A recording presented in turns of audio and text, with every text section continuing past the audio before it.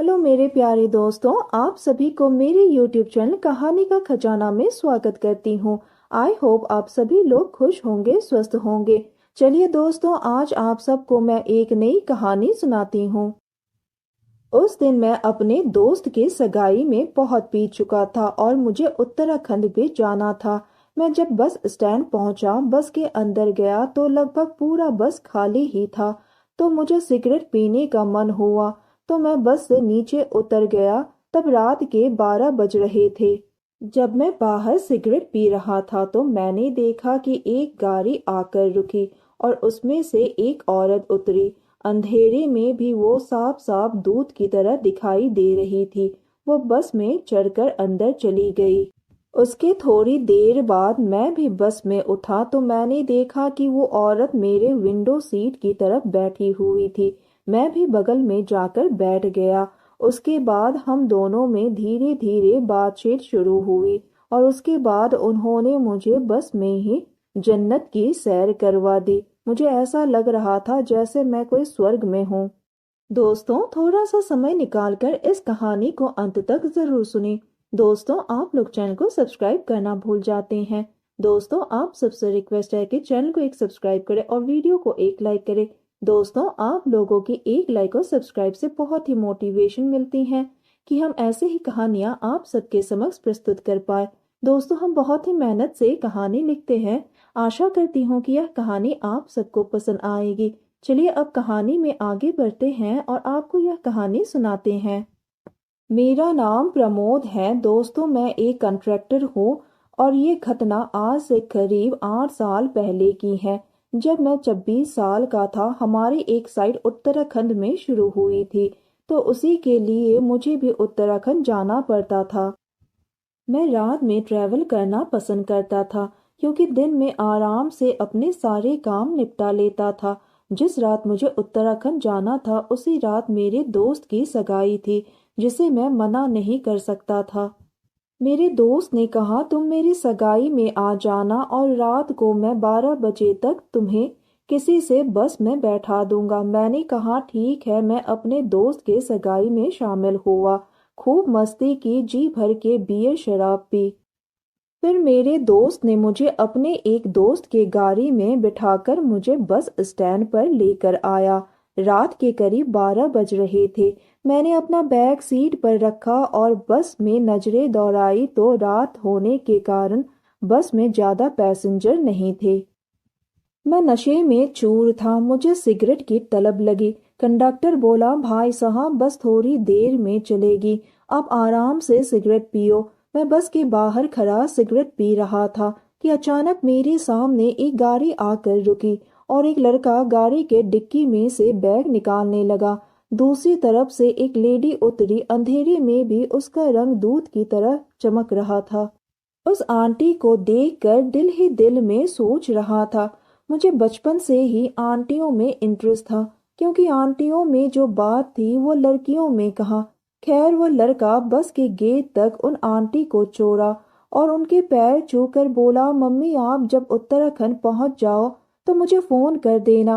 मैं पास ही खड़ा उन्हें नशे में एक तक देख रहा था। आंटी ने मेरे पर ध्यान नहीं दिया और बस में घुस गई और वह लड़का अपनी गाड़ी में बैठा और चला गया। मैं बाहर ही खड़ा सिगरेट पीता हुआ आंटी को बस के सीढ़ियों पर चढ़ते पीछे से देखता रहा। आंटी को देखकर मुझे वो करने का मन हुआ। फिर मैं अपने दिल से बोला, ये सब तेरे सपने हैं। फिर थोड़ी देर में बस स्टार्ट हुई तो मैं वापस बस में गया। वो बस 2x2 एक डिलक्स थी, यानी दोनों साइड दो दो पैसेंजर के सीट थी। मैं अंदर जाकर अपनी सीट पर देखा तो वो आंटी मेरे सीट पर विंडो साइड बैठी थी। मैं चुपचाप उनके बराबर बैठ गया। मैं हैरान था कि पूरी बस लगभग खाली है।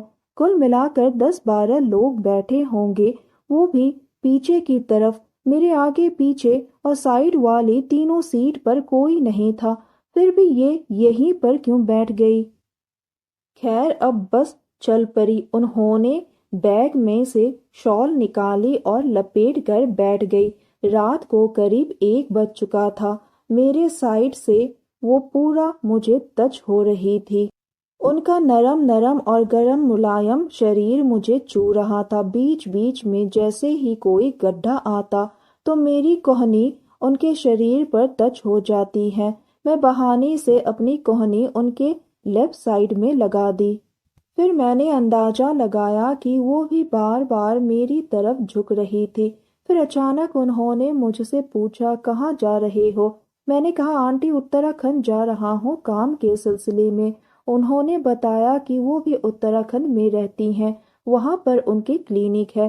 باتوں ہی باتوں میں انہوں نے بتایا کہ میں ڈیورسی ہوں۔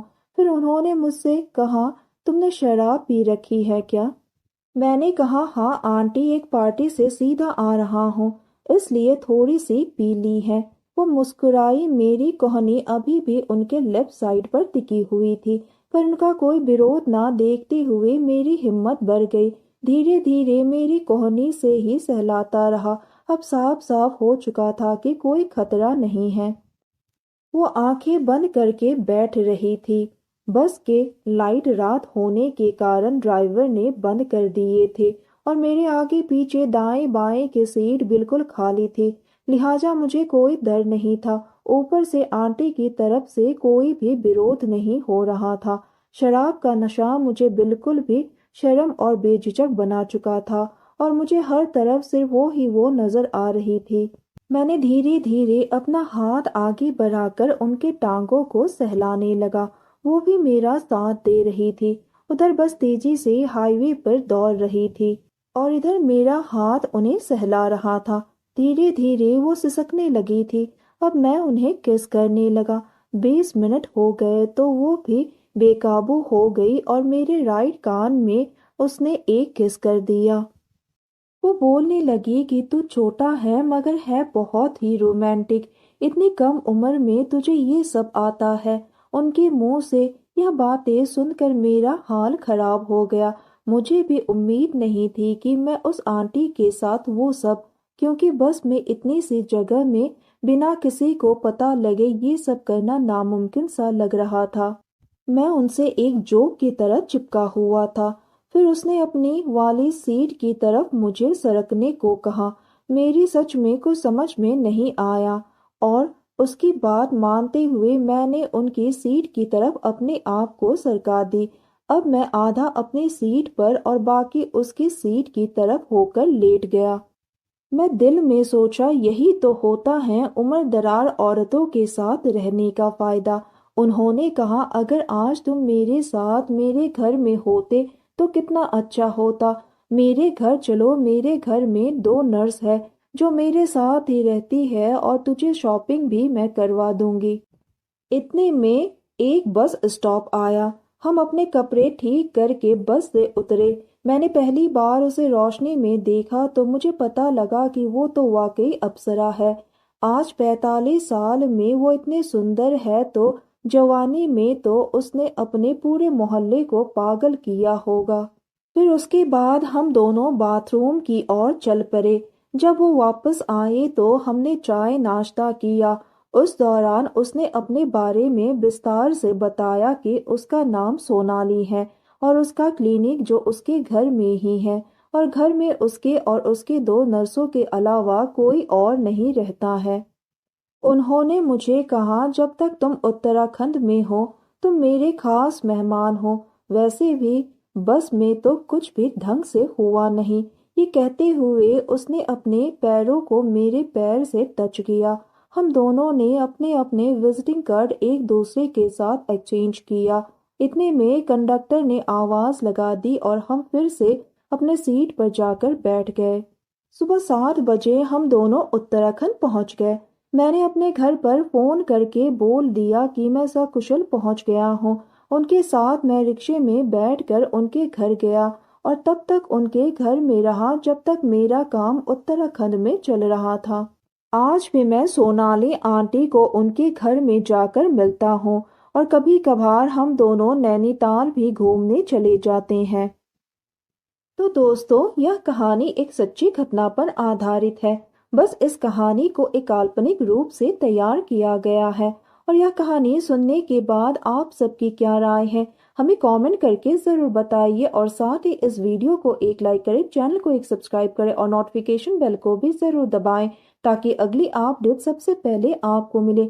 दोस्तों, आपकी एक लाइक और सब्सक्राइब से बहुत ही मोटिवेशन मिलती है कि हम ऐसे ही कहानियाँ आप सबके समक्ष प्रस्तुत कर पाएं। आप सबने अपना कीमती समय निकालकर इस वीडियो को सुना, इसके लिए आप सभी को धन्यवाद करती हूँ। धन्यवाद दोस्तों।